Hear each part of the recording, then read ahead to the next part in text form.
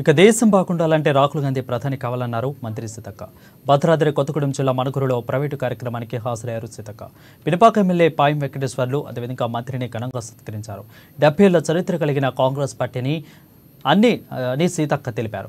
ఇక స్వతంత్రం తెచ్చింది కాంగ్రెస్ అని తెలిపారు. కాంగ్రెస్తో అభివృద్ధి సాధ్యమని, లోక్సభ ఎన్నికల్లో కాంగ్రెస్ ను గెలిపించాలని సీతక్క పిలుపునిచ్చారు.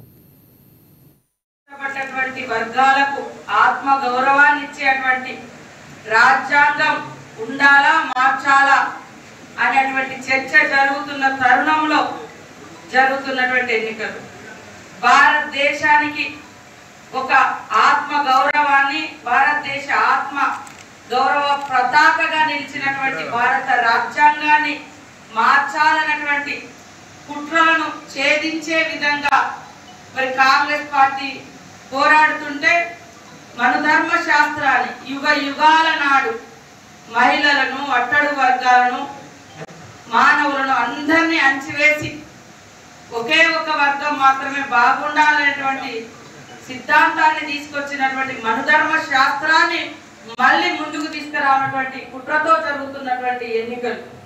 కాబట్టి ఈరోజు దేశ ప్రజలు, రాష్ట్ర ప్రజలు